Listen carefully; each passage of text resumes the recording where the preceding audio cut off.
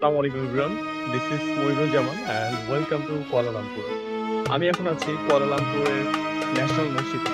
আজ কুয়ালালামপুরের বেশ কিছু ট্র্যাডিশনাল জায়গা আমরা ভিজিট করব। তো বর্তমানে আমি আছি কুয়ালালামপুরের সেন্ট্রাল মসজিদ।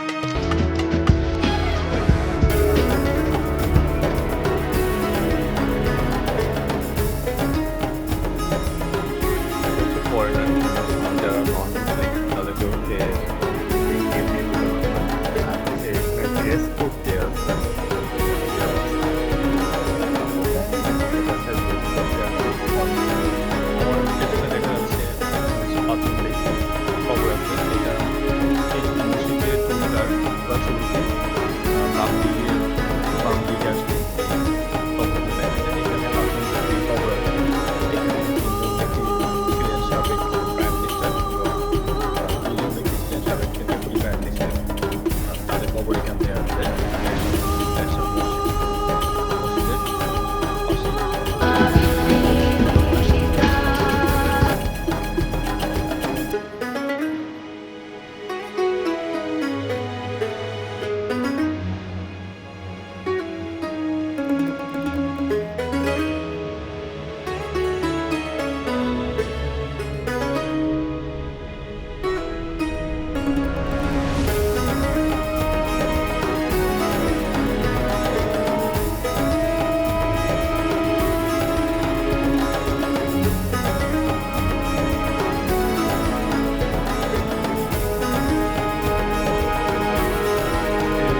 ঢোকার পরেই এখানে বেশ কিছু ব্যাগ আছে যার ট্রেতে হচ্ছে অ্যাক্টিভিটিস যাবে।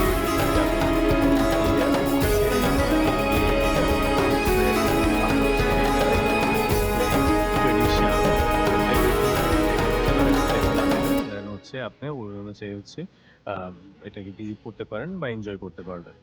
আ এটা আসলেই খুবই সুন্দর একটা মসজিদ এবং ট্র্যাডিশনাল মসজিদ। এটা হচ্ছে খুবই ৩ মাস ৩ মাস টাইম নিছে শুধুমাত্র এটা হচ্ছে ডিজাইন করতে। ডিজাইনের জন্য ৩ মাস টাইম নেওয়া হইছে।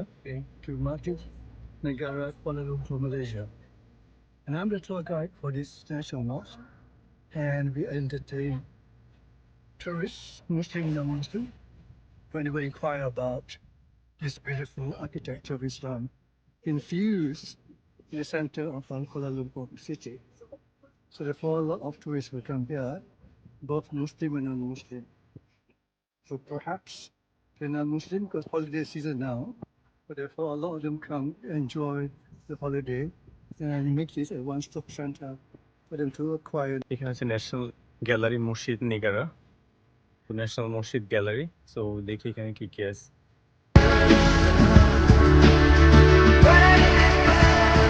এ মালয়েশিয়ার এই মসজিদে সিল সহ এক ধরনের মেডেল পাওয়া যায়। গোল্ড মেডেলিয়ান। উপরে হচ্ছে 24 ক্যারেট গোল্ডের একটা আস্তরণ দেওয়া থাকে একটা আমাদের গোল্ড প্লেটেড যেটা বলি সেটা আরকি। এটা নিতে হলে পরে 30 রিঙ্গিট পে করতে হবে। 30 রিঙ্গিট মেশিনের ভিতরে দিয়ে দেন হচ্ছে সেখান থেকে একটা কয়েন বের হয়ে আসবে। তো এরপর হচ্ছে আমরা আরেকটা মালয়েশিয়ার কোনো একটি ট্র্যাডিশনাল প্লেসে যাব। আমি এখন আছি মালয়েশিয়ার কুয়ালালামপুরের Islamic arts museum.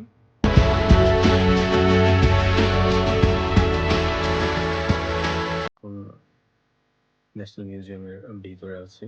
So first of all এন্ট্রান্সে ঢোকার পরে সেখান থেকে হচ্ছে বিভিন্ন টাইপের টিকিট আছে। যেমন হচ্ছে 3 ফ্লোর ভিজিট করার জন্য আছে হচ্ছে 20 20 রিঙ্গিট অ্যান্ড আমি তাদের সাথে আলাপ করলাম যে আমি হচ্ছে Islamic tradition culture and Malaysian culture tradition history and এগুলো ভিজিট করতে চাই। সো তারা আমাকে বললো যে এই ৩ ফ্লোর হচ্ছে আমার জন্য বেস্ট হবে। সো আমি 20 রিঙ্গিট দিয়ে একটা টিকিট নিয়েছি। দেন আমি লেভেল 1 এ চলে আসছি।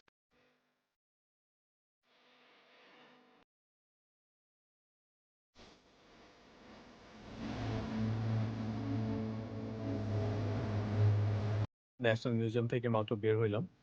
তো ন্যাশনাল মিউজিয়াম আসলে বেশি টাইম পাইনি। আমি ভাবছিলাম ২০ মিনিট পাবো। তো সেই অনুযায়ী বেশি পাইছি। আমি ভাবছিলাম ৫ টায় বন্ধ হয়ে যাবে, বাট বন্ধ হইছে ৬ টায়।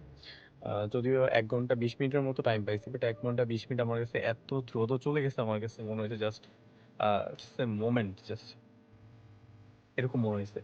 কারণ এদের এর ভিতরে গিয়ে আমি এত ইন্টারেস্টিং বিষয়গুলো আমি দেখতে পাইছি, বা এত ইসলামিক কালচার, আর্কিটেকচার, দেন হচ্ছে হিস্ট্রিগুলো এত রিচ। সো আমার মনে হয় যে আমরা অধিকাংশ মানুষই আমরা আসলে ইসলামিক কালচার বা ইসলামিক হিস্ট্রি আসলে খুব একটা ভালোভাবে জানি না। যার কারণে হচ্ছে আমরা ইসলামটা ওইরকম ভাবে মানিও না, বা আমাদের কাছে হয়তো বা অতটা বেশি আমাদের কাছে অতটা ভেতর থেকে একটা যে গুরুত্ব বা হচ্ছে একটা সুপিরিয়র বিষয়টা আমাদের মধ্যে আসে না। আমাদের কাছে মনে হয় যে ওয়েস্টার্ন বাইরে হচ্ছে সুপিরিয়র, বাট আমরা হিস্ট্রি জানি না। আহ, আমার কাছে যেটা মনে হলো যে আমাদের হিস্ট্রি, ইসলামিক হিস্ট্রি খুবই রিচ, খুবই রিচ। তো এর জন্য আমাদের আসলে বিভিন্ন মিউজিয়াম ভিজিট করা উচিত। আমাদের যে বিভিন্ন হিস্টোরিক্যাল যে বিষয়গুলো যেখানে হচ্ছে এক্সিবিশন করা হয়, এগুলো আমাদের আসলে ভিজিট করা উচিত, তাহলে আমরা বুঝতে পারবো। আর ইন্টারেস্টিং বিষয় আমার কাছে যেটা মনে হয়েছে, উজবেকিস্তান টার্কি, এই দুইটা জায়গা, উজবেকিস্তান টার্কি বিশেষ করে, সবগুলো জায়গায় হচ্ছে অনেক জায়গা আছে Islamic state, Islamic culture rich, এরকম অনেক জায়গা আছে। এর মধ্যে হচ্ছে আমার কাছে যেটা মনে হয়েছে যে আহ, সৌদি আরব তো অফকোর্স, সৌদি আরবের পরে যদি আমরা বলি তাহলে হচ্ছে আহ, উজবেকিস্তান এন্ড হচ্ছে টার্কি, এই দুইটা প্লেস ভিজিট করা আমার কাছে মনে হয় যে খুবই জরুরি।